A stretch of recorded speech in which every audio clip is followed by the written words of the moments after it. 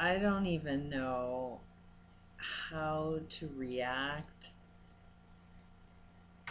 to this observation, this 9/11 observation that's crossed my path. I had to watch this one video twice to really sort of wrap my brain around the perspective this guy's coming from. So the link below is the original video that I'm talking about, and he is responding to somebody else's video, which I happen to, it's like there's the geniusness of a young mind that can speak so perfectly about her view. And I happen to agree with her view so much better. I do object with this girl. I'll put the link below too to that, but her passion is still having some hate attached to it, and hate is not going to be the way we get out of it. It's going to have to be like, forgive them for they know not what they're doing.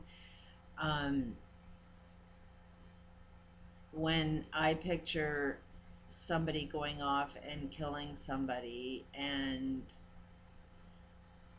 when you see a bigger picture of that and you see how evil people are in your own country, because that's where it starts, then you just are a very angry person. You will perceive everything from a perspective of anger. You will see enemies everywhere. It's like when soldiers come back, they've been brainwashed to go there in the first place.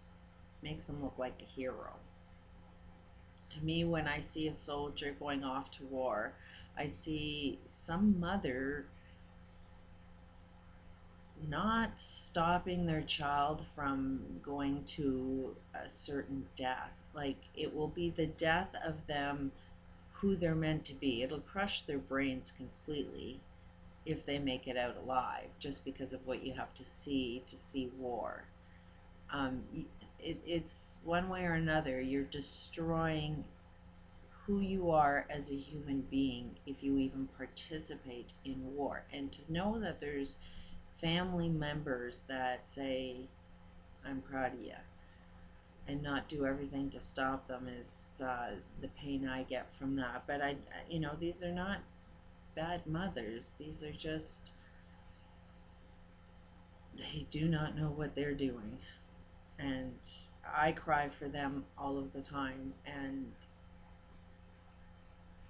that's what motivates me to even do this web channel, to talk about my experiences, because this other guy, the original video, is the scientist. This is the guy that creates the bombs that kills a lot of people instantly.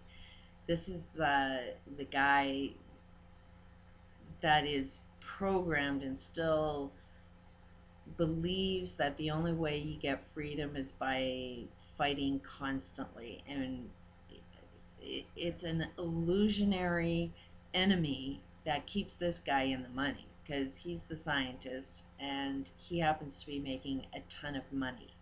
So he will not see a different perspective at all. He will justify every killing that he does, that he says, yeah, I know I'm responsible for a lot of people's death, but I sleep at night knowing that I'm keeping everybody alive and safe.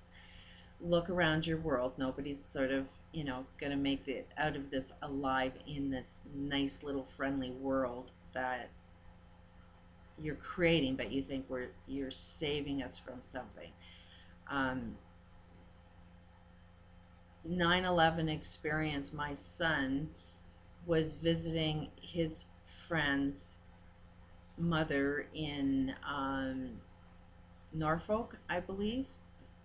White military over there. And the stepfather was a genius brain too, like this guy, and he was, doing contract work, designing all of these weapons. He was even on CNN doing an interview at one time. with his great brain and all of the things that he created that kills people, you know. And I'm talking to him on MSN. My son had flew out there because he had a fight with his friend, so he flew home early. But I was still in contact with this guy, and here's this guy that works in the military still able to talk to me on MSN. I thought that was kind of ironic, and he told me all of these people up there that he trusted in. I believe Colin Powell was one of them, but now this guy doesn't even. I haven't talked to them in a long time, but from what I heard, they were doing everything they could to get out of that country. Um,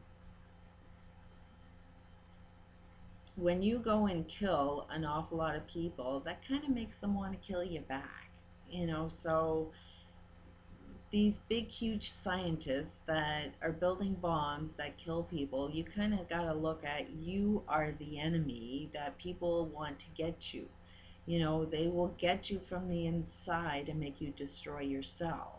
You know, like BP oil, 9/11, Katrina, you know, like there's lots of things that are happening within your own country as you're monitoring, taking everybody's freedoms away, that nobody has any rights anymore. You can't even see that your justice system has been taken over by the corporate world that you happen to work for, as you're killing a bunch of people and thinking that you're doing it to save anybody. You're not. You're doing it just to keep yourself in a good income. It's all about the money. It is a lot harder to live. It's a lot harder to figure out a way of saying, hey, we're doing what we thought was right, but okay, maybe we're a little wrong. And forgive and forget, and how do we move on? It's not a matter of constantly hating people for doing the wrong thing all of the time, but you gotta sort of wake up and see when you threw the first punch. And the states have been throwing, you know, in the name of war, they seem to be profiting an awful lot. They seem to conquer different countries and take over their economic systems and then say we're the land of the free, and then outsource all of the manufacturing work to the third world countries that are created from wars and, you know, depriving countries, you know. And then we can't even afford to buy anything, you know, and then forced to eat Monsanto food thinking that there's a food shortage when most of the time there's been an excess of food, but a bunch of greedy people that don't believe in sharing or providing opportunity. So it just sort of blows me away. I really, you know, you gotta listen to this girl's video because she's telling it like it is. It's well worth the watch. This other guy, that's the scientist that explains how he sleeps at night, is quite an eye opener. Brilliant guy, kind of wants to figure out the free energy, but it's like, what are you gonna do when you figure that one out? You know, it's been here all along. It's just been suppressed because they gain a lot of control with that much energy. Peace out. Let's figure it out.